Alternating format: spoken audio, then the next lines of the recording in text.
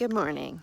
It's Lisa with Lisa Heal Yourself, and today I want to talk more about the fight or flight and freeze response and why it is your body does this, why you cannot seem to break the habit, and why, because we already know that this is a biological response. This is something that you don't choose, right? This is years of evolution, and this is not a choice. Good morning, it's Lisa with Lisa Heal Yourself, and today I want to talk about the fight, flight, or freeze response and how that's activated and why that stays with you, why you choose one response or the other, because we all choose one. As I said, it's biological. It is not a choice that you're making. It is something that happens to you. But it doesn't happen to all people. Some people have tendencies towards one or the other. So some people, when they're pushed into a situation, tend to flee, some tend to fight, and some tend to freeze. So think about your own situation for a minute, whether you're dealing with chronic anxiety attacks, whether you're dealing with panic, whether you're dealing with depression, whether you're dealing with symptoms, pain, whether you're dealing with trauma or abandonment issues, or whether you're dealing with chronic illness, whatever you're dealing with, stress of some kind, you probably tend to be in one category or the other. People's first impulse, right, is usually to flee, and then it's to fight, and then as a last resort, the body freezes. But what ends up happening on a biological level, this is probably happening without you realizing it, that every time that you're in a situation that you perceive danger, and your body reacts in one of those three ways. So say you're in a situation and you run away, okay? That's called the flight response. You move away from the situation or whatever. Every time you survive, which is every time. So anytime you survive, meaning you don't die, your body is so happy. Your brain is happy. Your brain thinks that worked. So your brain views it as success. She didn't die. She survived. I must remember this deeply at a biological level, and next time she's in any kind of danger, perceived or otherwise, any kind of stress that signals these danger responses, I'm going to use this one. This is what I'm going to do because it worked. She's still alive. She survived. And so this is how it works, and this is how you build towards one tendency or the other. And then the next time you're in a stressful response, your brain will immediately go to that one. Flight again, because that's what worked the last time. And if you survive, which you always do, it will store that in memory in a deep biological level. And again, it will say, that worked. We need to do more of that. Every time there's danger, anytime there's any kind of perceived danger, any signals, I am going to immediately use this one for her. Because if, for example, you're in a situation where there's perceived danger and it doesn't work, flight doesn't work, and you have to fight. Suddenly, if you survive, and you always do, that fight, right? If you're here, then that means you've survived. And your body is recorded. Uh-oh, wait a minute. Flight doesn't maybe work so well. We perceived that danger and we got it wrong, right? So, hang on. I don't know where I was. Anyways, if flight fails for you and then fight works, your body instinctually, very quickly, without you being able to process it, has recorded flight as failing. So now it starts to kick it up a notch.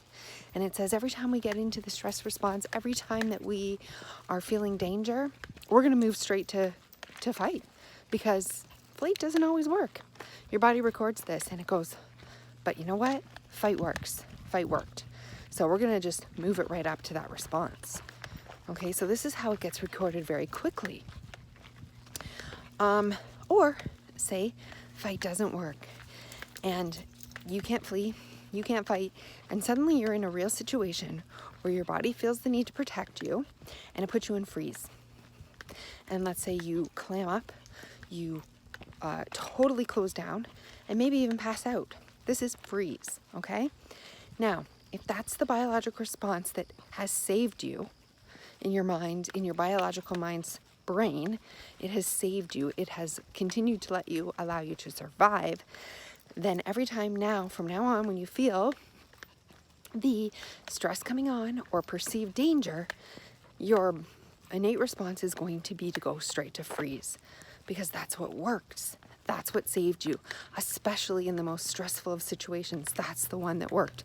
And so now, this is how I ended up with medical phobia when I was little, right? I was afraid of the blood and the needles and the blood test. And I actually thought, there was something wrong. So my body did pass out. But then from that day forward, anytime I even heard the word blood, immediately I would go to a pass out. Now, I couldn't understand that for the longest time. But what happens is my body skipped all those other responses. It skipped, trying to work it out. It skipped flight. It skipped fight, and it moved straight to the highest response of freeze. Not even just clamming up, not even muscle contortions, not even feeling stiff, not even feeling shut down. It went straight to passing out. And so then it did that. It decided that worked.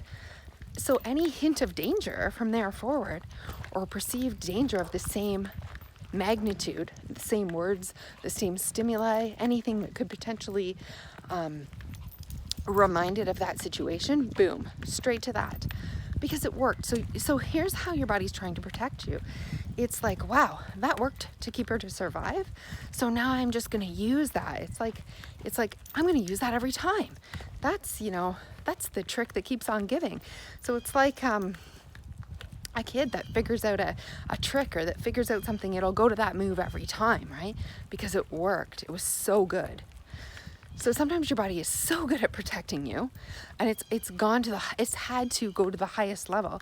And once it's gone to the highest level, and it sees how darn effective it is at keeping you alive and keeping you safe, and it totally worked, it is now going to use that every single time. And it's going to feel good about that. Your body feels good about using it, because it's like, I've protected her. I've done my job. I've kept her safe. I've kept her alive. Look, there she is. She's alive.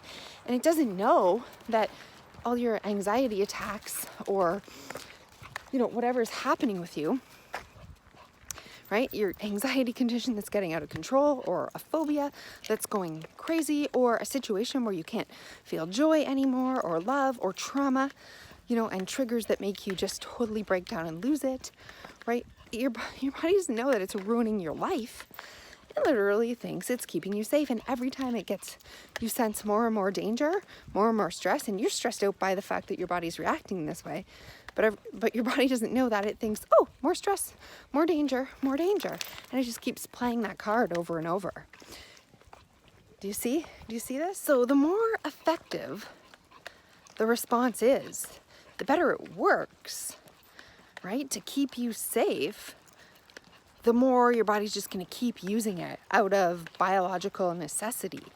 And this is how habits, and this is how something can spin out of control, and you get a condition like an anxiety disorder, panic disorder, right? A depressive disorder. You can get a trauma disorder, PTSD, all of it, right? This is how it happens. A pain disorder, right? Chronic pain, chronic illness. This is what's happening.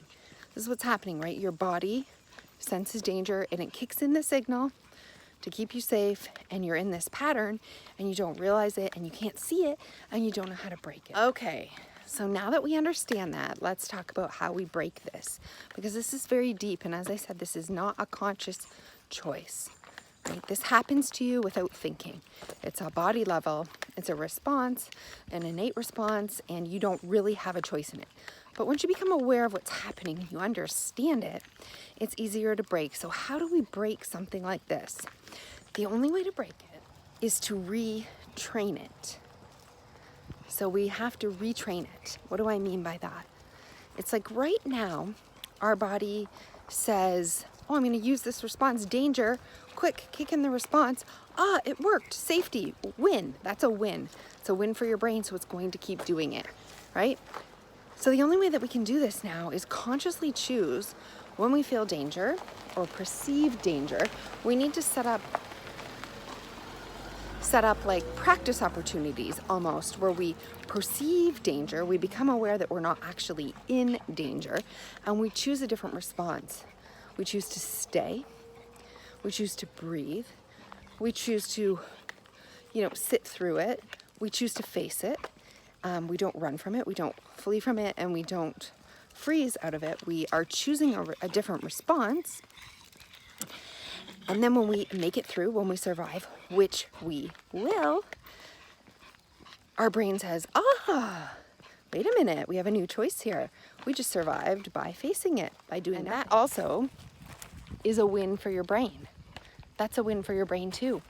So it stores that and it records that. And next time you face that same danger, if you use that same technique again and you win, meaning you survive, your brain will record that, right?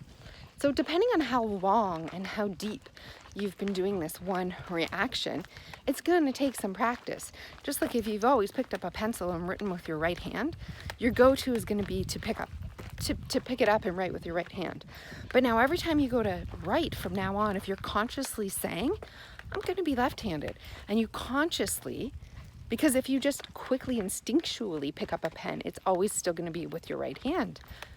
But if you consciously choose to do it a different way, then you can pick up the pen with your left hand. And once you write a word with your left hand and you consciously set the pen down with your left hand, you can start to retrain, because your brain will be like, oh, I just wrote that with my left hand, I can do it. But it's more of a conscious choice every time for the first little bit, because habit, instinct overrides it. It's easy to pick up the pen with your right hand if you're right-handed. So your brain, it's easy to pick up this response that it's learned, that has worked over and over for it, and it's recorded many successes after successes because you're still alive. So therefore it has recorded dozens and dozens of successes, maybe hundreds, maybe thousands, right, of successes by using that technique and keeping you alive. So therefore we have to retrain it. We have to be very conscious about this, meaning we have to choose a different method. What is your method going to be? Staying, feeling, breathing. There's many different techniques that can get us through a perceived danger, especially when we're not really in danger. If you're really in danger, then you want one of those other responses to kick in. But when we're trying to retrain our brain, the perceived danger is where we need to practice. Like, I know I'm not actually in danger when I hear the word blood. There is no blood. I'm not in danger of dying here. So I'm going to try a different technique. And you may have to try 2 or 3 or 4, but there's many out there. There's tons, and I have discussed some of those. I will continue to do videos on those, but you take one that works for you. Like, facing it is always the right way, and whatever technique you choose to face it and to get through it and to not do the thing that you do. Like, if it's flight, then to not run. If it's fight, to not react, to not lash out. And if it's freeze, to not clam up, not shut down in any way or pass out, whatever it is, right? And these instincts are strong. They're forcing you to do it. You almost feel like you don't have will against it or strength against it, but it's just sitting and knowing, I'm okay, I'm not in danger, and I'm going to get through it this way. And when I do, and when I survive, which you will, your brain will record that as one win on that side. And it may take a while. It may take some conscious choosing on your part for a while to break this habit and to retrain that, but it totally can be done.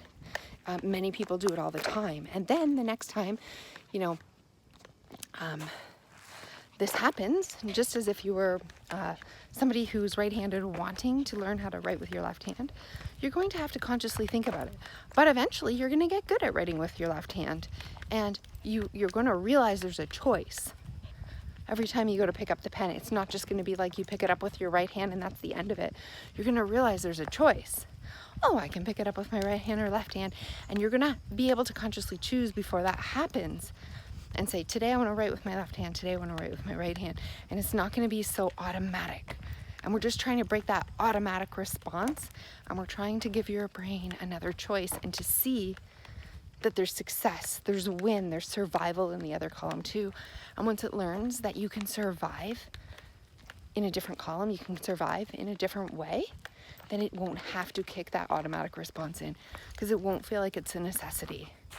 So I hope this video has been helpful.